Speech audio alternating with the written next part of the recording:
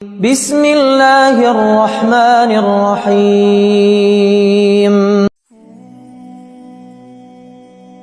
کبھی آپ نے غور کیا ہے کہ کچھ لوگ جب دنیا کی رنگینیوں کو چھوڑ کر گناہوں کی روش سے توبہ کر کے اللہ کی طرف لوٹتے ہیں، نماز قائم کرتے ہیں، قرآن سے جڑتے ہیں، آنکھوں میں آنسو ہوتے ہیں، دل میں خشیت ہوتی ہے، تو اچانک ایسا لگتا ہے کہ مشکلات ان کا پیچھا کرنے لگتی ہیں۔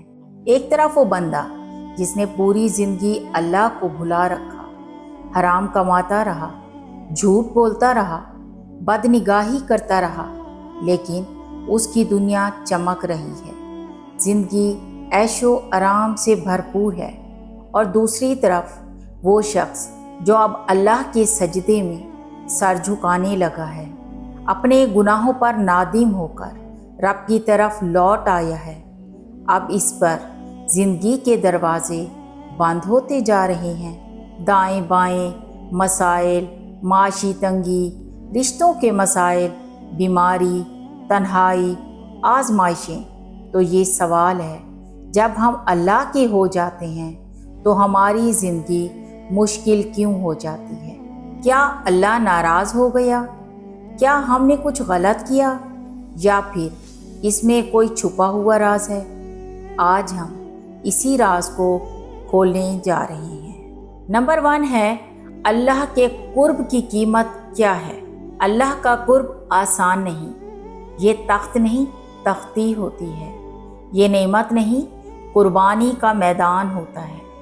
جب تم اللہ کے بننے کی نیت کرتے ہو تو دنیا کے سب رشتے، سب سہولتیں، سب گناہوں کی آسانیاں ایک ایک کر کے تم سے جدا ہونے لگتی ہیں۔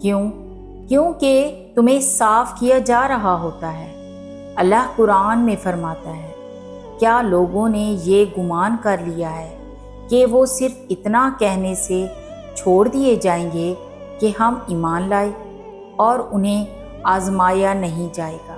اللہ آزماتا ہے انہیں جو اس کے قریب ہوتے ہیں، کیونکہ ان کی زندگی اب دنیا کی نہیں، آخرت کی تیاری بن چکی ہوتی ہے۔ نمبر 2، آزمائش رحمت ہے، سزا نہیں۔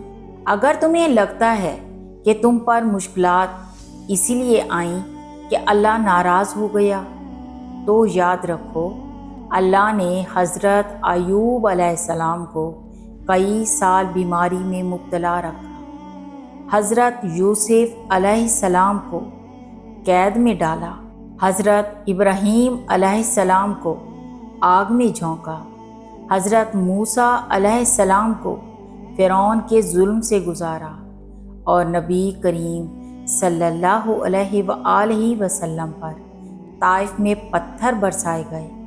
کیا یہ سب اللہ کے محبوب نہیں تھے؟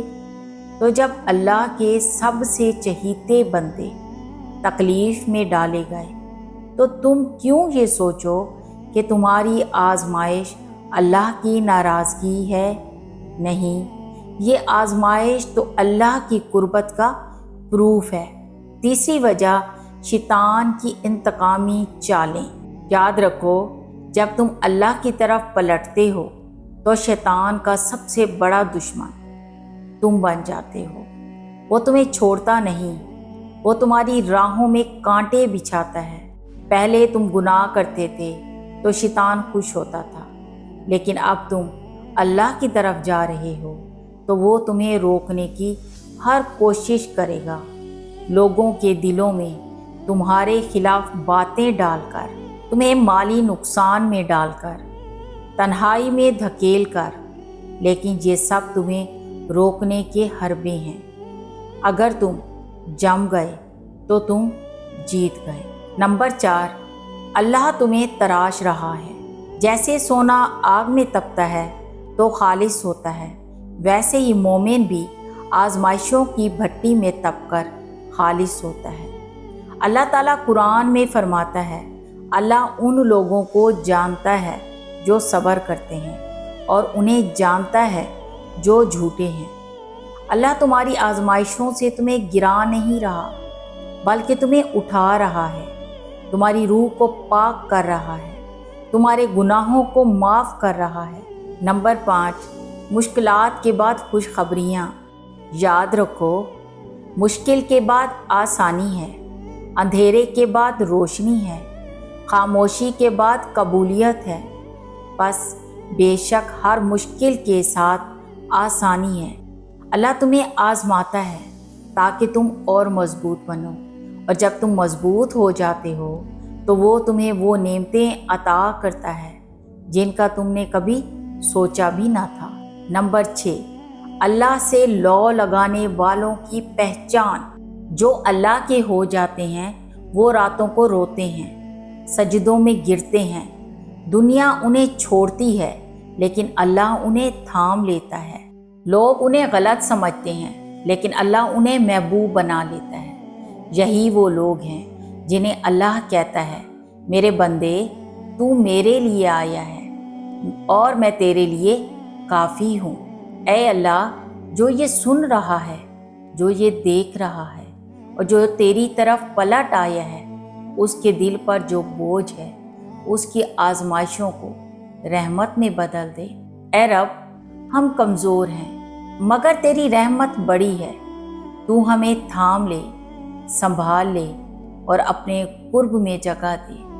आमीन या रब्बुल आलमीन। अगर आपने कभी अपनी ज़िंदगी में ऐसी आजमाइश देखी है जब आपने अल्लाह की तरफ लौटने का इरादा किया तो नीचे कमेंट में अपनी कहानी लिखें। आपके अल्फाज किसी और के दिल का सहारा बन सकते हैं। अगर आपको ये वीडियो पसंद आई तो इसे दूसरों तक ज़रूर पहुंचाएं, क्योंकि शायद किसी एक दिल को यही अल्फाज जगा दें और वो वापस अपने रब की तरफ लौट आए। अल्लाह आप सबका हामी और नासिर हो।